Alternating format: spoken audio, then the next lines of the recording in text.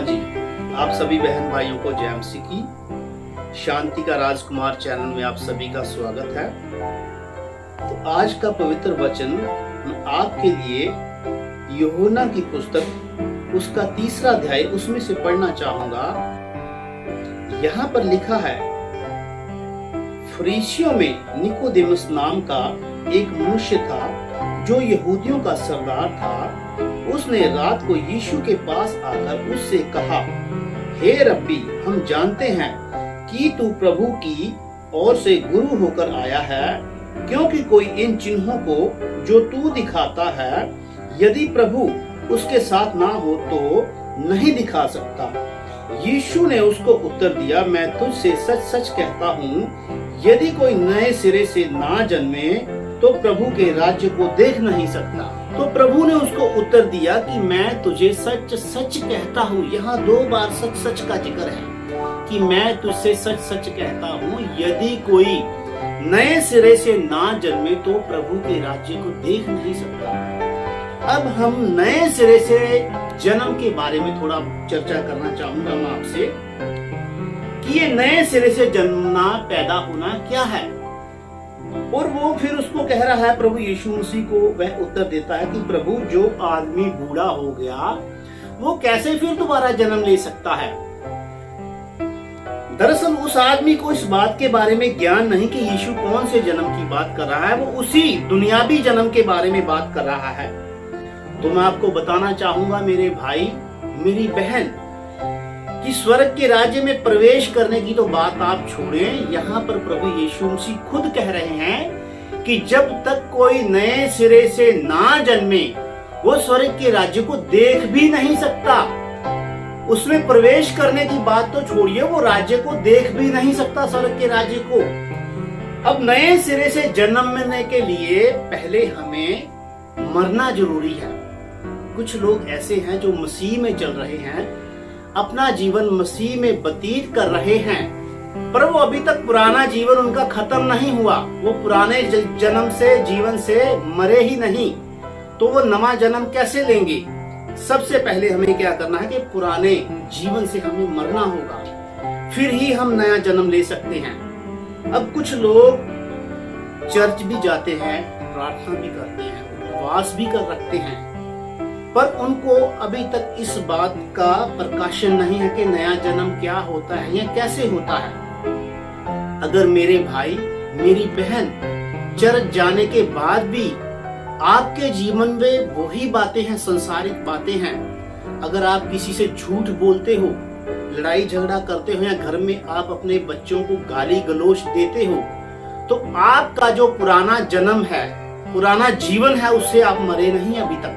क्योंकि अभी तक आपके अंदर वही संसारिक बातें हैं, वही संसार आपके अंदर है। जब तक आप इन बातों को नहीं छोड़ते, यानी कि उदाहरण के तौर पे मैं आपको बताना चाहता हूँ, जब हम एक गेहूं का बीज लेकर धरती में डालते हैं, यानी कि किसान उसको जब उगाने के लिए धरती में बो देता है, तो इससे पहले कि उसमें से एक नया जन्म, नया जीवन अंकुर हो निकले, उस बीज को पहले, उस गेहूं के दाने को पहले गलना होता है। वो सड़ जाता है, चाहे वो गेहूं का दाना हो या आम की गुठली हो, कोई भी बीज किसी भी किस्म का। हम आम लोगों से, किसान इसके बारे में ज्यादा जानते हैं, या जो मेरे भाई नर्सरी करते हैं वो इन बातों के बारे में ज्यादा जानते हैं।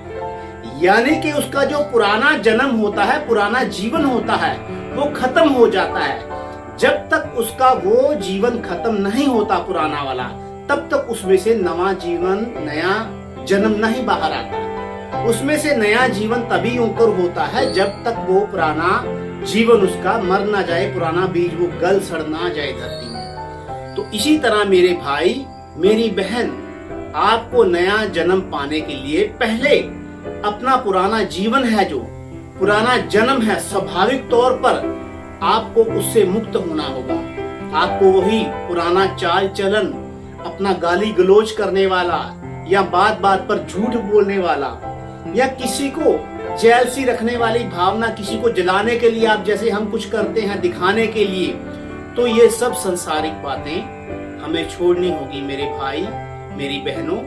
तो आज का मेरा विषय यही है, क्योंकि देखिए अगर हम दिन रात प्रार्थना करते हैं, अगर हम दिन रात चर्च जाते हैं, मसीह की संगत करते हैं, तो उसके बाद भी अगर हमारा जीवन नाश हो जाए तो हमें उससे क्या लाभ होगा?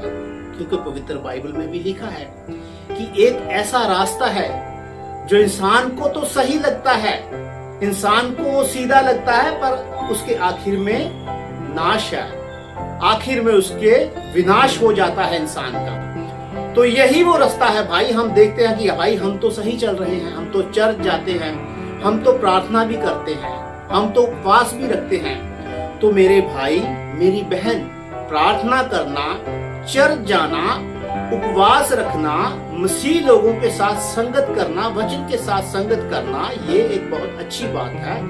मगर अगर हम अपने पुराने जीवन को नहीं बदलते, अगर हम अपनी पुरानी आदतों को नहीं छोड़ते, तो जब तक हमारा नया जन्म नहीं हो सकता, जब तक हम अपने पुराने जीवन को पीछे ना छोड़ें। सो मेरे भाई मेरी बहन, मेरी आप सबसे यही प्रार्थना है।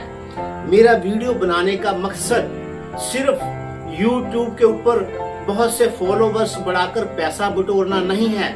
मेरा यही मकसद है। मैंने हमेशा, मेरे मन पर एक बहुत बड़ा बोझ रहता है कि मैं अपने मसीह भाइयों को, अपनी मसीह बहनों को खुदावंद का सुसमाचार पूरी ईमानदारी और वफादारी से बताऊं, जो कि आम चर्च के लोग हैं जो नहीं बताते। उनका काम होता है बस आप चर्च के मेंबर बनिए, हमारे चर्च में आइए। कोई किस तरह से जी रहा है, फैशन करके आ रहा है, औरत मर्दों वाले कपड़े पहन के आ रही हैं, मर्द औरतों वाले कपड़े पहन कर आ रहे हैं, इन बातों से उनको कोई भी मतलब नहीं। उनके चर्च में बहुत सारी दुनिया, जनता आनी चाहिए। अगर वो ऐसी बातों के ऊपर प्रचार करेंगे तो उनकी जो भीड़ है चर्च की वो कम हो जाएगी। अगर भीड़ कम हो जाएगी तो उनके दान का जो गल्ला है वो भी कम हो जाएगा। सो मेरे भाइयों मेरी बहनों, मुझे किसी से कोई दान नहीं चाहिए, ना ही मुझे कोई संस्था इस काम के लिए पैसा देती है।